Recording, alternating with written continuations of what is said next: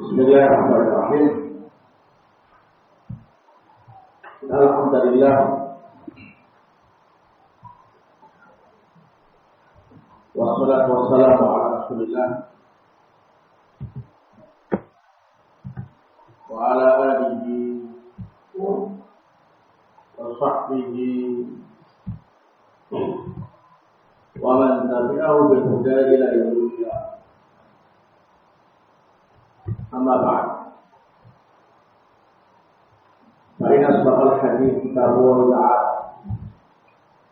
wa khairal hadi Muhammad sallallahu alaihi wa ala alihi wa sallam wa sharrul umur muhdatsatuha wa kullu muhdatsatin bid'ah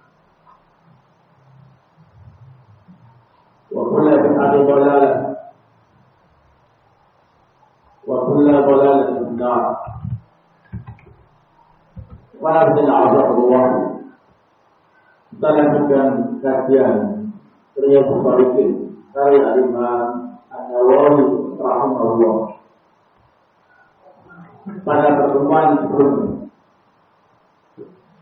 kita telah mengetahui beberapa dalil dari ayat-ayat Al-Qur'an Karim yang menjelaskan bahwa jalan-jalan untuk mendapat kebaikan itu cukup banyak dalam Islam.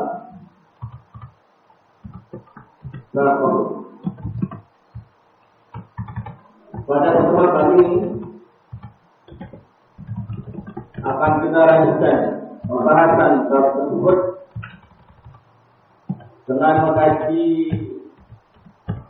dari al-ahadits al-syarifah. Imam An-Nawawi rahimahullah menyebutkan beberapa hadis tentang pasti. Beliau menyatakan al-awwal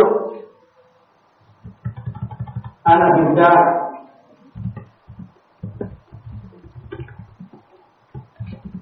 dari bid'ah benda itu ada. Radhiyallahu ta'ala.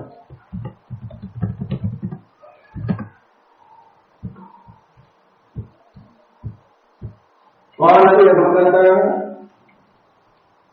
qultu ya Rasulullah, ayyul a'mali afdal? Aku bertanya ya Rasulullah, amalan apakah yang paling utama? Qala, beliau bersabda, al-imanu billah wal jihadu fi sabilillah. Beriman pada Allah dan berjihad di jalan Allah.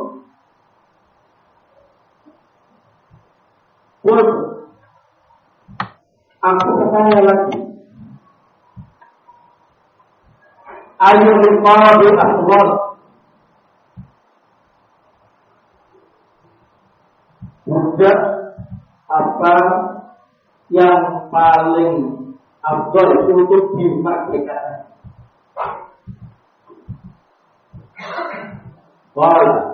Rasulullah SAW,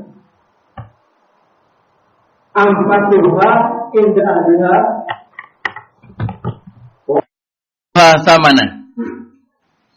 Budak yang paling berharga bagi tuannya dan yang paling mahal harganya.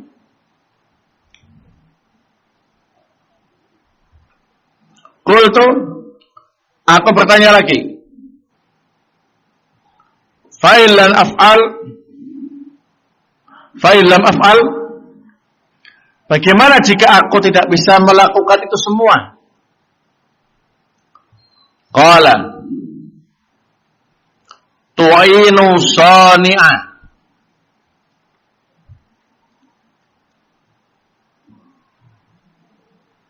engkau dapat membantu sani',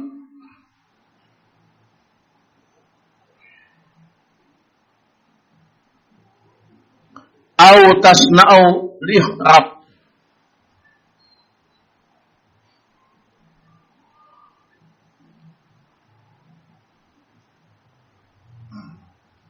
Nah, engkau bisa membantu orang fakir yang memiliki banyak tanggungan, atau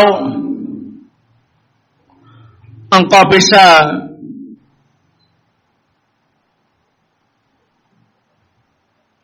membantu orang yang tidak bisa bekerja. Qultu ya Rasulullah, ara'aita in da'uftu an ba'dil amal. Aku bertanya lagi, bagaimana seandainya aku tidak bisa melakukan apa yang disebutkan tadi? Tidak bisa atau lemah dalam melakukan sebagian amal yang disebutkan tadi. Qala, Rasulullah bersabda, taquffu syaraka 'anin nas. Engkau cukup menahan dirimu agar tidak mengganggu orang lain atau berbuat jahat pada orang lain. Fa innaha shadaqatun minka an-nafs ala nafsik. Maka sesungguhnya hal itu sudah menjadi sedekah darimu untuk dirimu. Muttafaqun alaih. Hadis ini disepakati oleh Imam Al-Bukhari wa Muslim. Qala al-Imam An-Nawawi rahimahullah as-sani bis-sad al-muhmala. Hadza wal masyhur. As-sani dengan sad tanpa titik. Ini lafaz yang masyhur dalam hadis ini. Wa ruwiya dha'i'a. Diriwayatkan dengan lafaz dha'i' bil mu'jamah dengan titik. Ai dza dhayain min fakrin au iyal. Itu orang miskin yang banyak tanggungannya.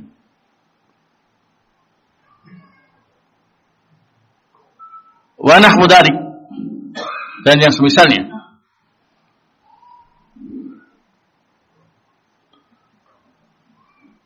Wal ahraq alladhi la yumkinu ma yuhawilu fi'lahu. Adapun Allah ialah orang yang tidak bisa berbuat banyak dalam pekerjaan.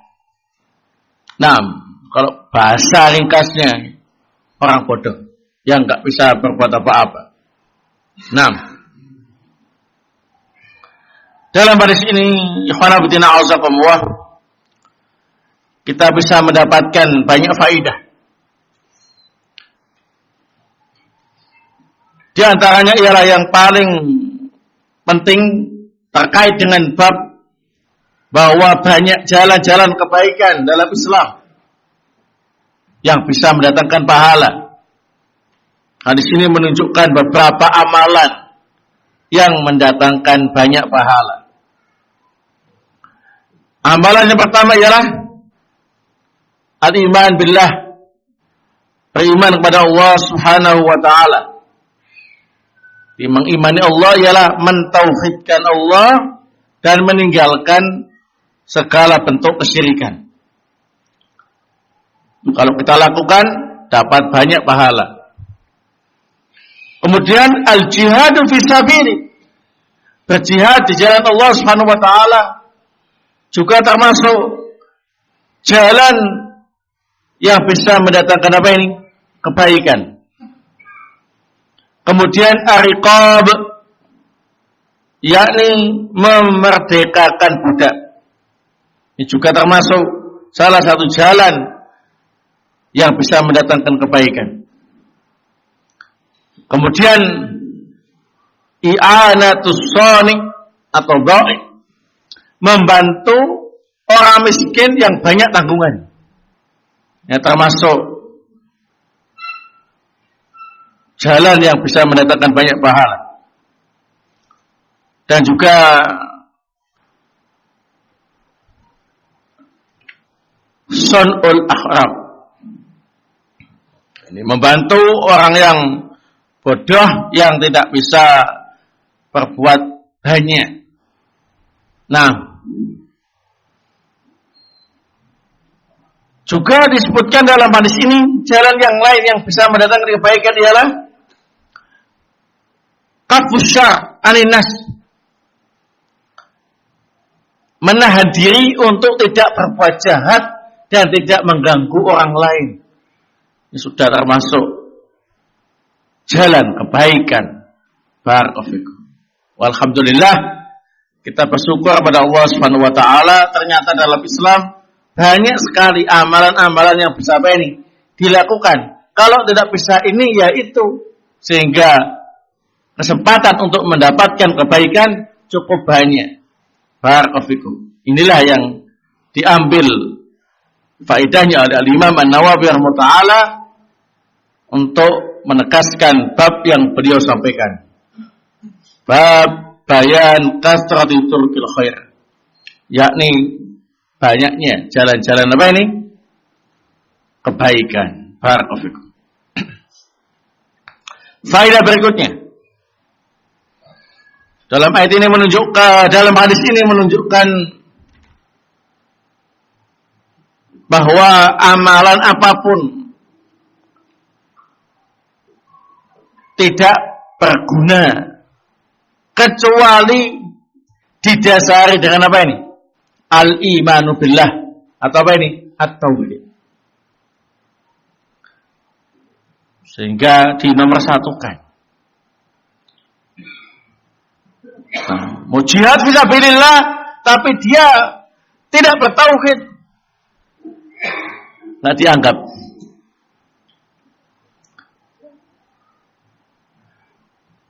Mau memerdekakan budak dalam kondisi dia tidak bertauhid, juga nggak dianggap,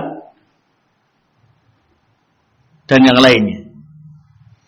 Sehingga ikhwan fillah azakumullah, kita harus lebih memperhatikan keimanan kita dan tauhid kita kepada Allah Subhanahu wa taala. Faedah yang lain dalam hadis ini menunjukkan bahwa jihad fisabilillah termasuk amalan yang paling utama dalam Islam. Nah, seperti yang saya sampaikan, bahwa jihad itu dikatakan fisabilillah paling tidak memenuhi 3 perkara, ya. Yang pertama ialah di bawah komando pemerintah muslim yang sah. Yang kedua adalah tujuan jihad ialah lillahi kalimatillah, untuk menegakkan agama Allah, bukan untuk kepentingan politik, ekonomi, kesukuan, atau yang semisalnya. Yang ketiga ialah yang diperangi adalah mereka-mereka yang layak diperangi dari kalangan orang-orang kafir harbi atau kelompok-kelompok sesat dalam Islam yang boleh diperangi, seperti pemberontak, khawarij, ya, atau yang enggan menunaikan zakat dan yang semisalnya. Taib. Ini kalau dilakukan dengan ikhlas karena Allah Subhanahu wa taala, maka termasuk amalan yang tinggi dalam Islam. Barakallahu fikum.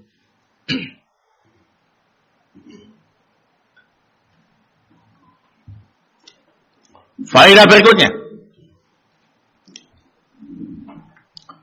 Dalam hadis ini juga menunjukkan tentang syariat ar-riqab, memerdekakan budak.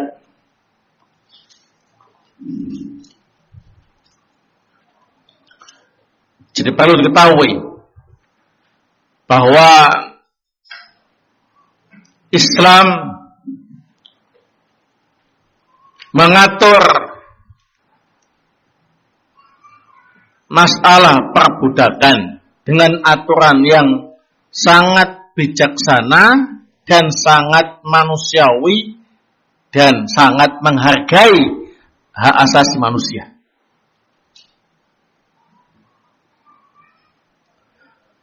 Apa buktinya?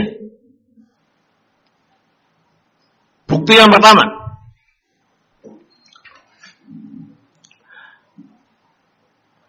kaum muslimin tidak boleh dijadikan sebagai budak. Misalkan perang saudara begitu, sesama muslim bentrok, maka tawanan-tawanan pasukan muslim yang menjadi lawan perangnya nggak boleh dijadikan sebagai apa ini? Tawanan perang atau budak.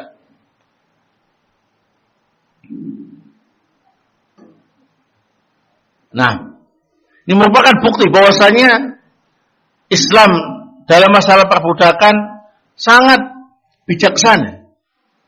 Pantas seorang muslim tidak dijadikan sebagai budak, karena mereka punya kedudukan yang mulia di sisi Allah Subhanahu wa taala. Adapun kalau orang kafir, maka boleh jadi budak. Kenapa kok boleh? Barakallahu, karena orang kafir itu rendah di sisi Allah Subhanahu wa taala, membangkang dan menentang Allah Subhanahu wa taala. Maka dengan dijadikan sebagai budak dari seorang muslim, maka paling tidak gerakannya apa ini? Dibatasi. Ya, dia tidak bisa sembarangan untuk menebar kekafirannya. Yang kedua, kaum muslimin dengan mudah untuk mengarahkan dan membimbing, karena mereka menjadi tuan dari budak itu. Ya, coba bayangkan kalau orang kafir bebas merdeka, apa yang mereka lakukan? Al-ifsad fil ard, berbuat kerusakan di muka bumi. Ya, nah, berbuat apa ini? Semaunya, seenaknya. Sudah menentang Allah Subhanahu wa taala dan Rasulnya, mereka juga berbuat semena-mena di dunia ini. Maka menjadikan orang kafir sebagai budak itu termasuk kemaslahatan bagi kaum muslimin dan juga bagi orang kafir tadi. Ya kan? Dia tidak kita biarkan untuk berbuat kerusakan dengan kekafirannya. Yang kedua, mudah apa ini? Dibimbing dan diarahkan, karena dia adalah budak. Di antara iming-imingnya adalah apa? Kamu kalau mau masuk Islam, tak merdekakan. Ya, tapi kalau masih kafir, nah jadi budak saja. Nah gitu. Kemudian aturan dalam Islam masalah perbudakan yang sangat bijaksana dan manusiawi. Islam mewajibkan bagi pemilik budak untuk memperlakukan budaknya seperti memperlakukan dirinya dan keluarganya. Kasih baju yang layak, kasih makan yang layak, dan tidak memberi pekerjaan yang terlalu berat melebihi kemampuannya.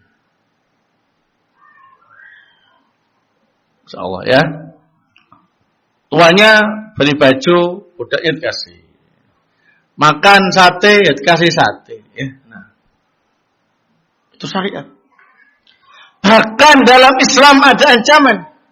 Barang siapa yang memukul budaknya secara zalim, maka kafaratnya, tebusannya ialah memerdekakan budaknya. Nah, jadi orang kafir kalau jadi budaknya seorang muslim yang baik ya, muslim yang taat ya. Nah, semuanya itu ya kembali kepada yang taat tadi ya. Nah, kalau muslim KTP perilakunya kafir sama saja ya. Nah, muslim taat ya, mungkin dia sangat kerasan ya. Aku lebih baik jadi budak Anda saja daripada dimerdekakan ya. Nah, Kalau dimerdekakan aku harus kerja untuk bisa makan, untuk biaya hidup dan lain-lain, ya. Nah, jadi kalau jadi budak Anda, saya tinggal apa ini? Bantu saja sesuai kemampuan. Makan sudah ada yang nanggung, ya. Nah, perfect. Paham ya? Nah, banyak budak yang seperti itu. Sampai dia masuk Islam pun nggak mau dimerdekakan. Kenapa? Kerasan jadi budak. Saking baiknya, ya. Nah, itulah sebabnya harus ada pengimbangan dari budak itu. Dalam Islam diancam budak laki-laki, budak perempuan yang lari dari tuannya, dia tidak akan mencium bau surga. Padahal bau surga itu bisa tercium dari jarak sekian-sekian, ya. Tuannya sudah baik-baik kok kabur, tak mencium bau surga. Ya, termasuk yang paling bijaksana dalam Islam, masalah perbudakan. Ada gerakan ar-riqab, memerdekakan apa ini? Budak. Bagi yang punya banyak budak, dimerdekakan. Dipilih siapa yang layak merdeka. Ya, ini bagus, masuk Islam, kamu sudah dianggap mandiri, ya, dah, merdekakan. Nih tak kasih sang, ya, si modal usaha merdeka. Bagi bos-bos, tajir-tajir Muslim, dianjurkan untuk mencari budak-budak yang dimerdekakan. Nah, lihat budaknya kasihan, urus kering, isi makan, ya. Ya, soalnya tuan saya bangkrut, gitu. Tapi saya nggak dimerdekakan. Baik, berapa hargamu? 1 M. Panggil tuannya. 1 M. Tak beli budak. Dah, merdeka. Dihancurkan. Termasuk amalan yang paling apa ini? Paling utama. Dan para sahabat gemar seperti ini. Di antara yang sering memerdekakan budak siapa? Abu Bakar As-Siddiq radhiyallahu taala. Mana-mana cari budak, ya, bukan untuk diambil, tapi untuk apa ini? Dimerdekakan. Ya. Bahkan dalam Islam diajarkan pula bagi budak-budak yang sudah tidak kerasan mau keluar, tapi tuannya juga tidak memerdekakannya begitu saja. Kenapa? Karena harta yang dimiliki tuan itu hanya budak tadi. Ya. Kalau dibebaskan cuma-cuma, tuannya juga apa ini? Tidak punya modal usaha dan lain-lain. Ya. Nah, maka ada istilah apa ini? Mukatabah. Budaknya namanya mukatab, tuannya namanya mukatib. Itu budak yang memerdekakan dirinya sendiri dengan cara apa ini? Menebus harganya kepada tuannya, dicicil. Bos, saya mau merdeka. Bahasa Surabaya, wani birau.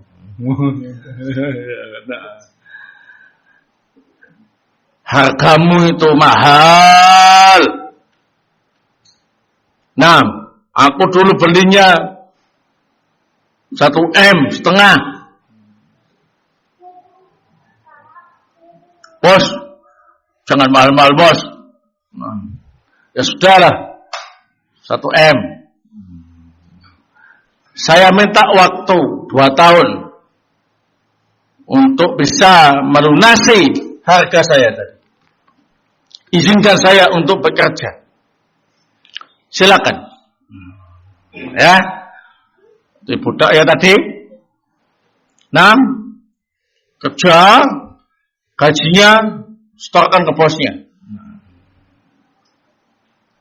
Sampai lunas merdeka. Ya, barakallahu. Dalam fikih diajarkan semacam ini. Ya. Nah, bagaimana kalau seandainya bosnya butuh uang, dia baru bayar setengah M, setengah M-nya masih belum. Akhirnya bosnya menjual ke orang lain. Apakah boleh menjual budak mukatab semacam itu? Separuh budak, separuh merdeka. Setengah M-nya sudah merdeka, setengah M-nya masih apa? Budak. Ya, berarti kepala sampai pusar merdeka, pusar sampai ke bawah masih budak. 6. Boleh dijual dengan syarat budak ini separuh merdeka. Jadi nanti ketika dimiliki oleh tuan yang baru, maka budak mukatab ini nyicilnya ke tuan yang baru. Ya, lunas setengah M yang tersisa. Baik.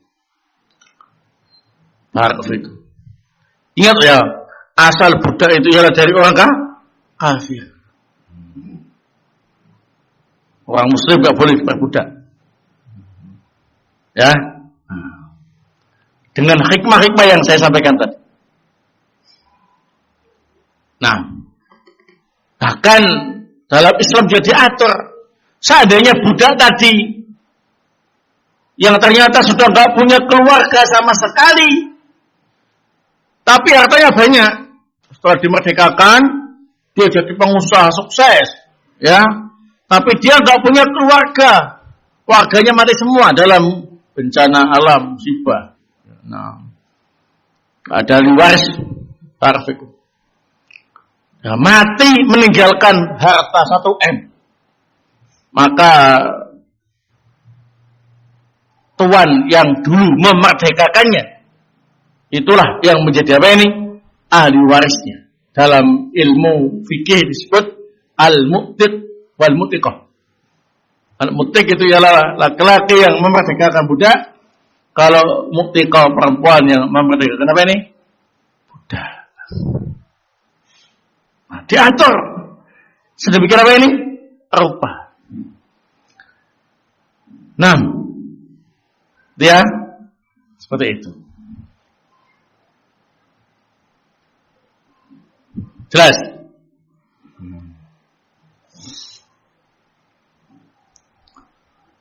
Sebaliknya, perbudakan di kalangan orang-orang kafir, khususnya orang-orang Eropa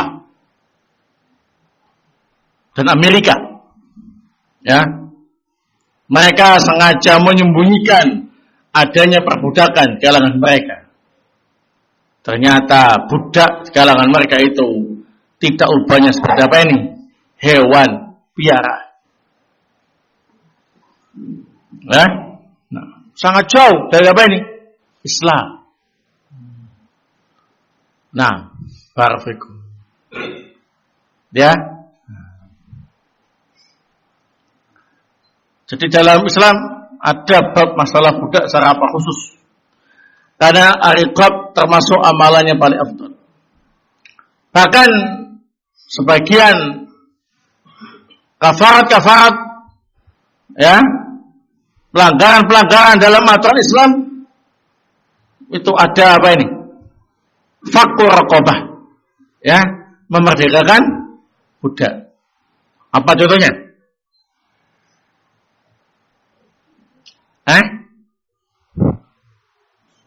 Yang melanggar sumpah. Melanggar sumpah, barakallahu. Itu di antara kafaratnya ya apa ini? Memerdekakan budak.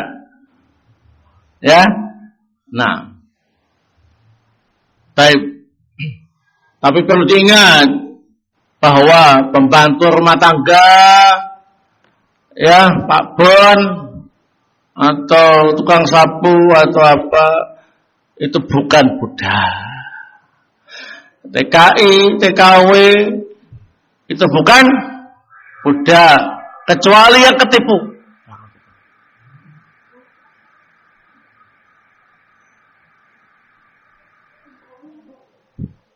Kecuali yang ketipu. Gimana kalau ketipu? Ya sudah, kalau ketipu masuk dalam jaringan perbudakan, benar-benar jadi budak. Paham ya? Sana berangkat sebagai orang merdeka, ketipu, dijual sama orang, jadi budak. Nah, akhirnya dia menjadi apa ini? Budak. Ya sudah, sadarlah, kamu sekarang jadi budak. Nah, kalau pengen merdeka, tempuhlah jalan yang diajarkan apa ini? Islam. Di antaranya apa? Telepon anak. Ya, anakku. Bapak sekarang jadi budak.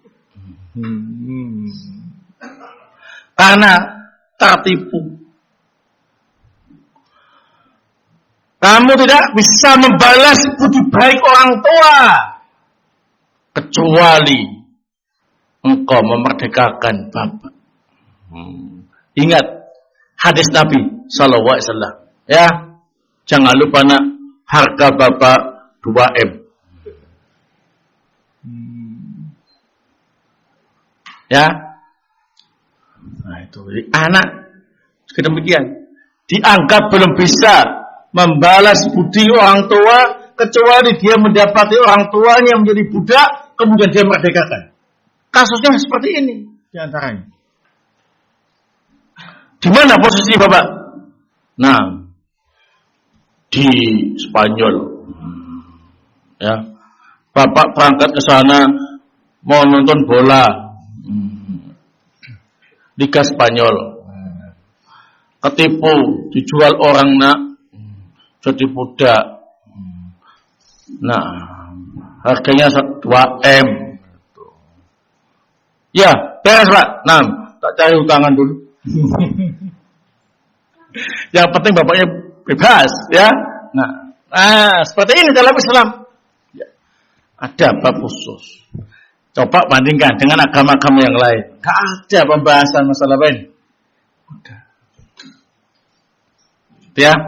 Nah, jadi kalau dalam riwayat hadis disebutkan, ya, ini para sahabat itu punya banyak budak, khalifah zaman punya banyak budak. Nah, ketahuilah itu adalah hasil tawanan perang dari kalangan orang-orang apa ini? Kafir ketika jihad fi sabilillah. Nah, mereka dibina, dididik, yang masuk Islam dimerdekakan. Ya, dan derajat mereka di sisi Allah Subhanahu wa taala sama. Yang paling utama ialah yang paling bertakwa. Bilal budak apa enggak itu? Budak. Tapi Rasulullah dalam mimpinya berjumpa di hadapan beliau itu ada langkah sandal seseorang yang di depan beliau di surga. Beliau bertanya kepada malaikat, siapa itu? Dia Bilal. Ketika itu Rasulullah kemudian bertanya kepada Bilal, wahai Bilal, amalan apa yang paling engkau harapkan dalam Islam sampai engkau aku jumpai dalam mimpiku ada di depanku, di surga. Kata Bilal, amalan yang paling aku harapkan dalam Islam ialah setiap kali aku bersuci kemudian batal, aku berwudu. Baik itu pagi maupun malam. Ya. Nah, jadi selalu menjaga apa ini? Wudunya. Jadi dalam Islam budak dan orang merdeka derajatnya sama di sisi Allah Subhanahu wa taala. Yang paling utama ialah yang paling apa ini? Bertakwa. Wallahu taala bissawab. Masih banyak faedah yang lain insyaallah taala. Ada.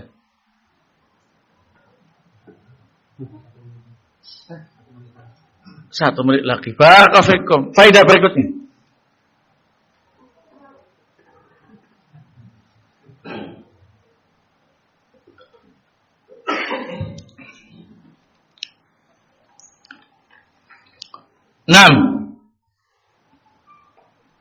Dalam hadis ini juga menunjukkan bahwa seorang muslim disyariatkan untuk memiliki jiwa sosial yang tinggi.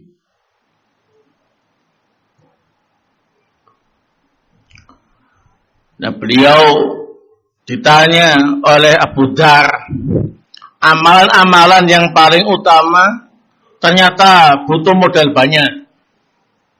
Jihad butuh modal, baik materi maupun fisik. Memerdekakan budak, apalagi butuh duit banyak. Sapi saja harganya 20 juta lebih. Manusia harganya berapa? Ya. Lebih mahal, ya. Memerdekakan budak butuh modal. Nah, maka dalam hadis ini disebutkan adanya semangat sosial dalam Islam, ya. Membantu orang fakir yang banyak tanggungan. Ya. Nah, bantu ngangkatkan, bantu betulin rumahnya, ya. Nah, atau bantu orang yang bodoh yang lelok, nggak ngerti apa-apa, nggak bisa melakukan apa-apa, dibantu, ya. Bisa pakai apa ini? Keahlian kita. Ini semuanya menunjukkan Islam itu bukan ajaran yang cuek dengan sesama. Seorang muslim bahasa apa ini? Memiliki jiwa sosial yang tinggi, perhatian dengan lingkungan sekitar. Mana saudara-saudaranya yang membutuhkan, dia bantu. Mana saudara-saudaranya yang sedang mengalami musibah, dia perhatikan. Barakallahu. Tidak memiliki jiwa ananiyah, egoisme, ya. Nah, punya simpati kepada sesama. Itulah seorang muslim yang baik. Barakallahu. Kemudian faedah berikutnya, dalam hadis ini menunjukkan wajib bagi seorang muslim untuk menahan dirinya agar tidak melakukan kejahatan atau mengganggu orang lain. Ya. Uang tidak punya, fisik juga nggak punya. Maksudnya fisik nggak punya itu nggak punya fisik yang kuat, ya. Membantu orang yang nggak bisa karena kurang cerdas, nggak punya keahlian. Nah, ya sudah, demi ketertiban, keamanan dan kenyamanan, ya. Nah, dah, tahanlah diri kalian masing-masing, jangan ganggu orang. Urus diri kalian sendiri, muhasabah, murajaah. Nah. Jaga lisannya, jaga tangannya, jaga kakinya, jaga pula ide-ide liar yang mengganggu orang lain. Nah, insyaallah kalau setiap muslim sadar dengan prinsip ini, dia tidak akan menjadi apa ini? Teroris. Namanya teroris itu kan suka ganggu orang lain, ya. Minimal suara bomnya itu ngagetkan tangga.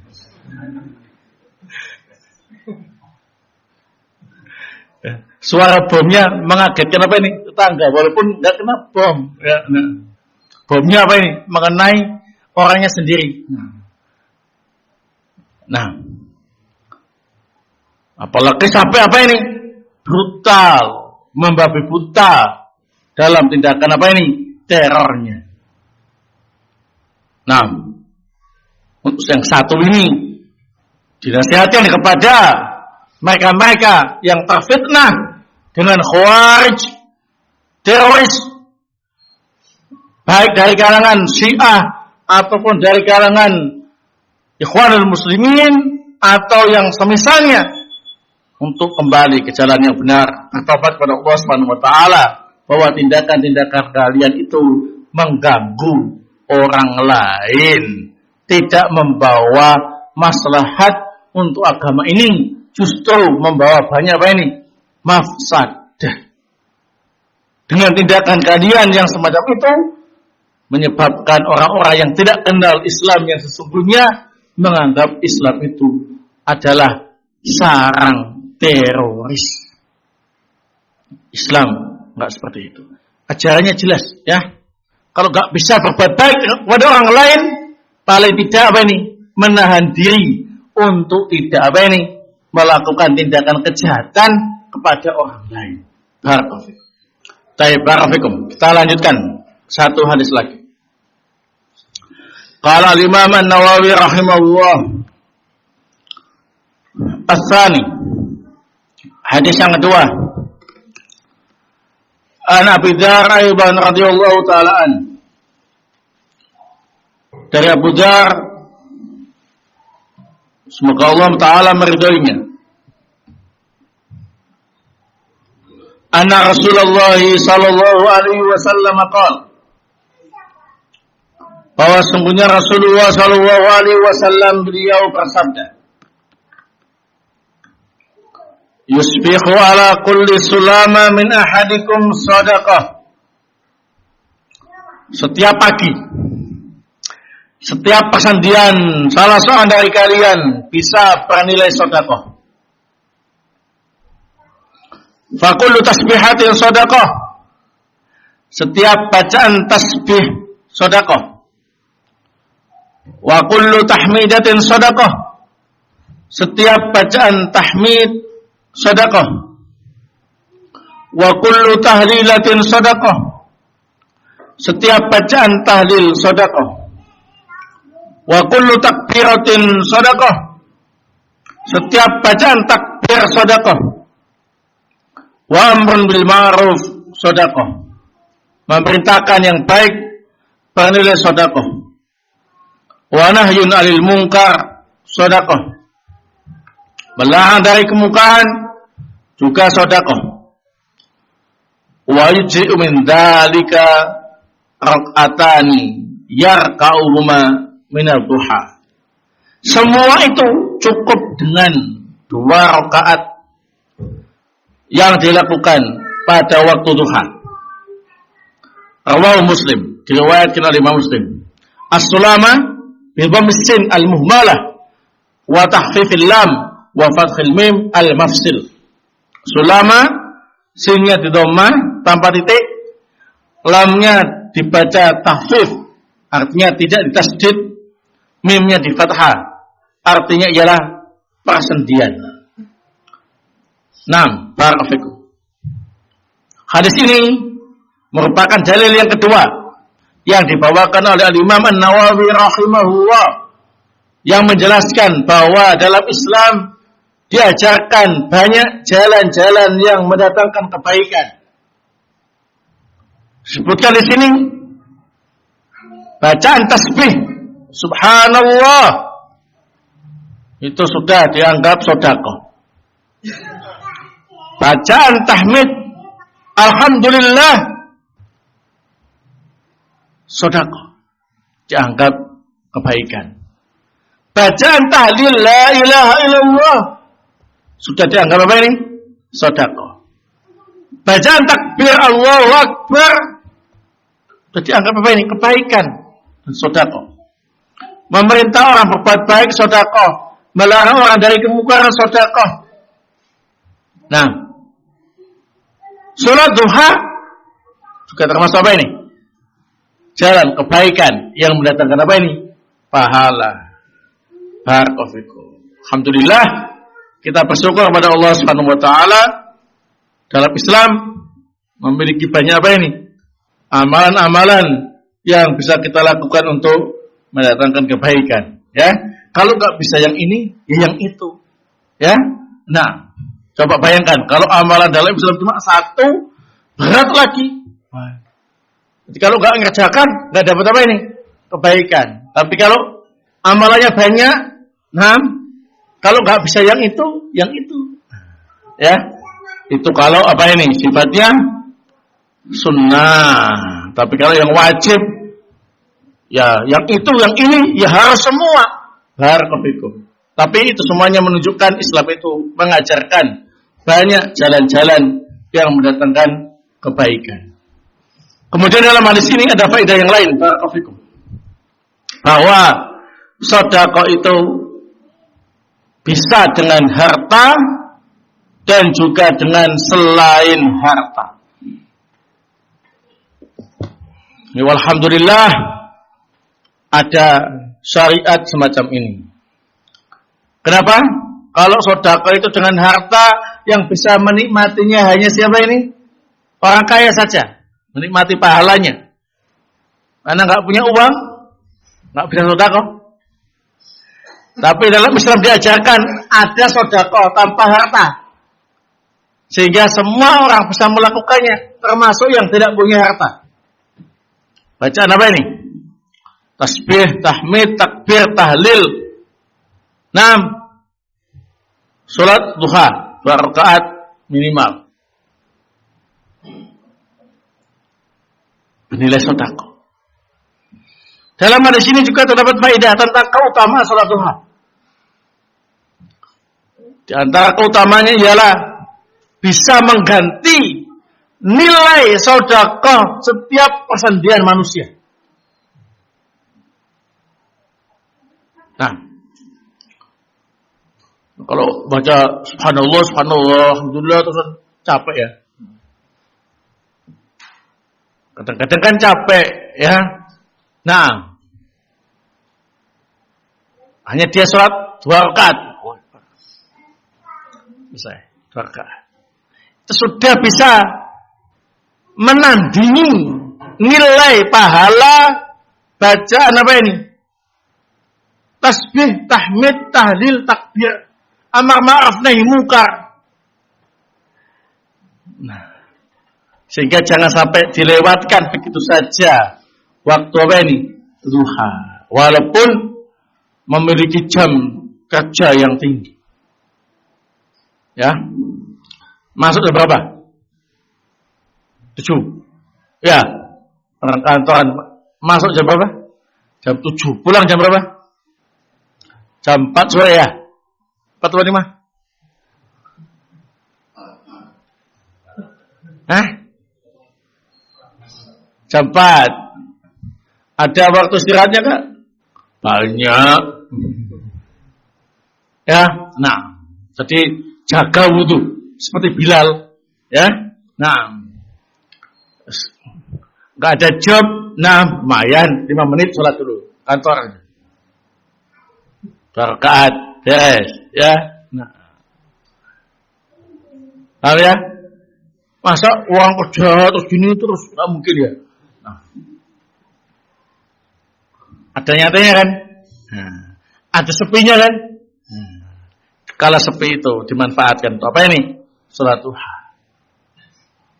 Ingat, salat duha itu dilakukan sendiri-sendiri, tidak disyariatkan dengan jamaah. Barakallahu. Kalau dilakukan dengan jamaah sekali-kali untuk supaya semangat, nggak apa-apa. Tapi kalau rutin jamaah, sebagian ulama sampai memvonis termasuk bid'ah munkar. Nggak boleh. Ya. Nah, Rasulullah nggak pernah mengamalkan sholat duha berjamaah rutin dengan para sahabatnya. Ya, jadi yang disyariatkan jamaah jangan sendiri sholatnya. Yang disyariatkan sendiri jangan jamaah. Begitu. Mereka itu aneh ya kan? Sholat 5 waktu jamaah nggak nongol. Sekolah 6 sholat duhanya jamaah. Rutin. Doa kelihatan dalam menjalankan agamanya baik, akal-akalan, akal bulus. Sholat 5 waktu gak jamaah sholatnya itu, tapi dia semangat untuk mengegulkan sholat duha berjamaah. Ya, nah. Apa alasannya coba? Ya supaya anak-anak itu mengingat Allah macam-macam. Alasannya mesti apa ini? Saya nanya sendiri pun. Tanya dalilmu apa? Nggak pakai dalil mas. Yang penting niat saya ikhlas. Gitu ya kan? Nah, Allah tidak akan mengadab hambanya yang ikhlas. Kita bilang, saat diterimanya amal ada dua. Ikhlas sudah, mungkin sampean sudah memenuhi. Yang kedua, al-ittiba, mengikuti sunnah. Sampean sunnahnya siapa? Enggak tahu, itu sudah dari kakak kelas dulu. Sudah termasuk otoritas, ya, disahkan kepala sekolah, ya. Termasuk ekstrakurikuler. Yang tidak ikut enggak dapat ijazah. Wah. Tambah lama tambah nemen saja ya. Nah, sesuatu yang tidak wajib diwajibkan, sesuatu yang wajib malah ditinggalkan. Nah ini setan menghias-hiasi orang jahil yang sedang senang menjalankan agama, tapi tidak mau belajar dan mendasari ibadahnya dengan apa ini? Ilmu.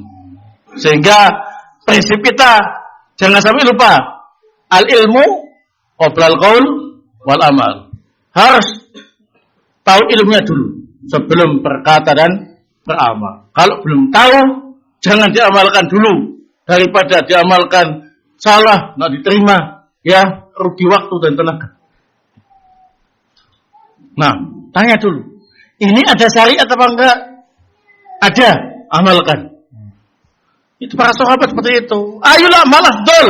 Rasulullah amal yang apa yang paling utama? Jawab, baru diamalkan.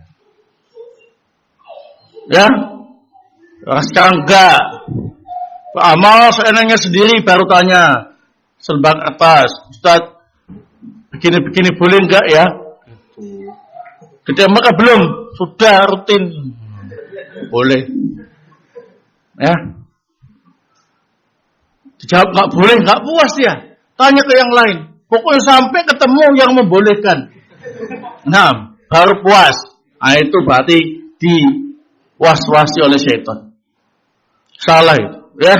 Orang sekarang itu kalau bertanya seperti itu, dia melakukannya dulu, nggak pakai dasar, nggak pakai dalil, sampai menjadi kebiasaannya. Kemudian dia tanyanya itu nggak akan puas jawabannya kecuali dijawab ya boleh. Kalau tanya ini nggak boleh, tanya yang lain sampai ketemu boleh. Ya, nah, waliyadzubillah. Tapi ini yang bisa saya sampaikan pada pertemuan kali ini. Mudah-mudahan bermanfaat. Semoga Allah SWT memberi kita hidayah dan taufik dan kekuatan bisa mengamalkan kebaikan-kebaikan dalam Islam. Amin ya rabbal alamin. Subhanakallahumma bihamdik asyhadu an la ilaha illa anta astaghfiruka wa atubu